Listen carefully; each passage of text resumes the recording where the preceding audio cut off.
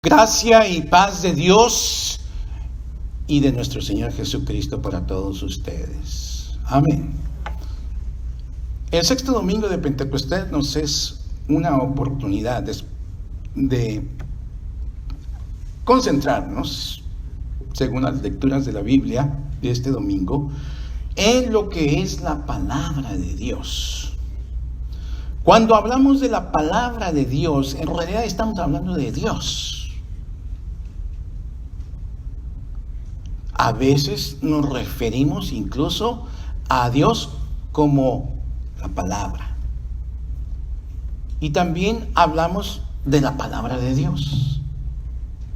En el idioma griego, la palabra significa, o le dan el nombre de logos. ¿Alguna vez he escuchado el término logos? Logos. Logos simplemente quiere decir palabra. Algunos traducen verbo. Y esta palabra, logos, se refiere a nuestro Señor Jesucristo en una manera especial. El logos es Jesucristo. Entonces, este domingo estamos hablando de la palabra. Cuando hablamos de la palabra, hablamos de Dios. Dios es el que toma la palabra. Dios es el que inicia la conversación. Dios es el que toma la iniciativa.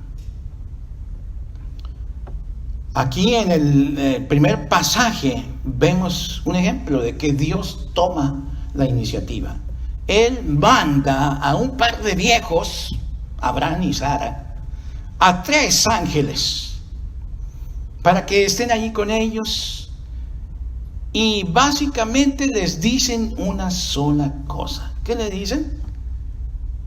Que la señora Sara, de mucha edad, muy avanzada, va a tener un hijo al tiempo de la gestación de las mujeres. 9 meses normalmente. Solamente eso dice.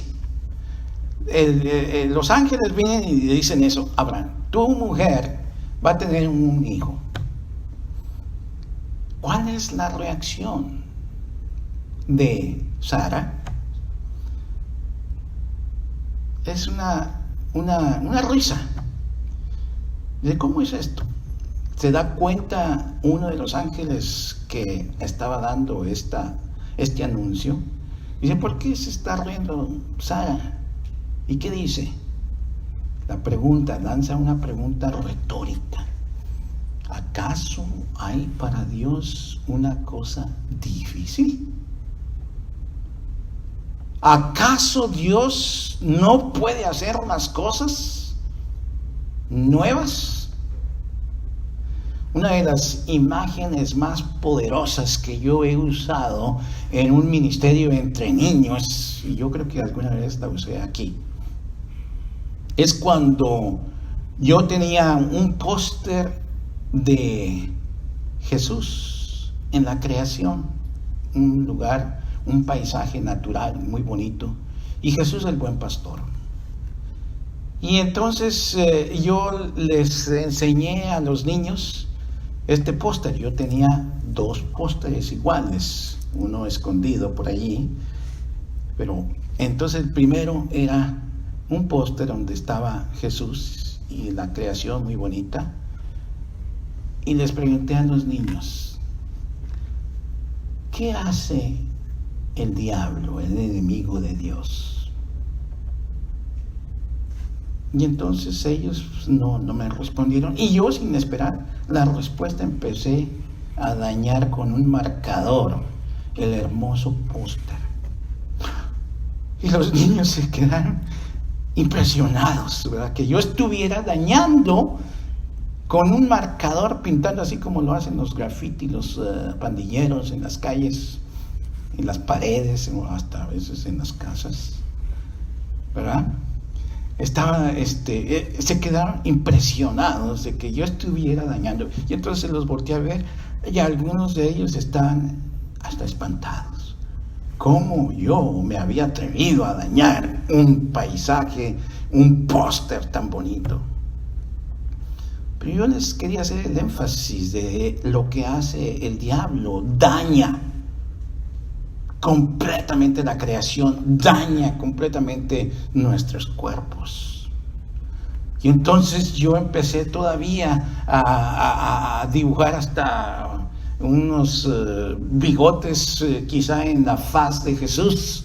Y eso también les impresionó mucho a los niños, que yo estuviera, vaya, hasta como suele decirse, burlándome de una manera abierta de Jesús. Pero yo lo que quería llevar a enseñar a los niños era que el trabajo del diablo es destruir lo hermoso de la creación de Dios, y que no se detuvo para incluso tentar a Jesús, destruirlo con el poder que el diablo tenía, pero Jesús lo venció, como vamos a ver. Entonces ya después que había dañado yo la imagen de tan hermosa, dije, ¿y si aquí se acaba la historia? ¿Acaso permite Dios que el diablo triunfe y deje destruida la creación tan hermosa que Dios ha hecho? Y entonces, para terminar, rompí aquel póster y lo hice pedazos.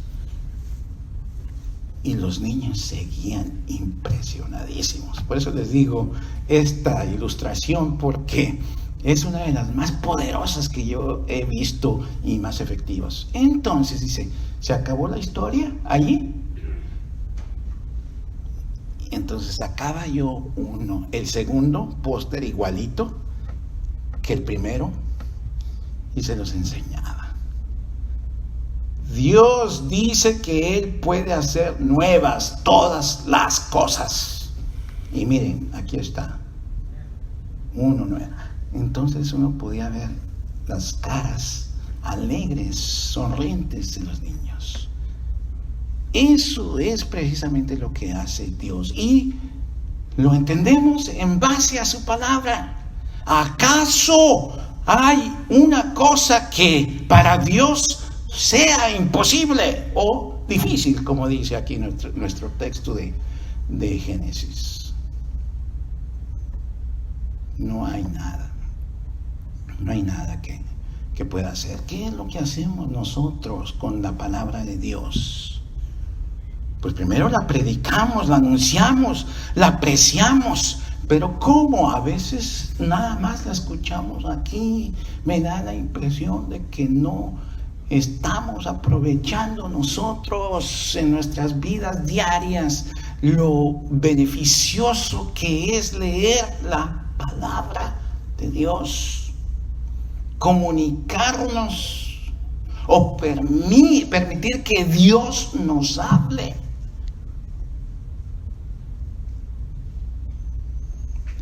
Aceptamos a veces cualquier distracción.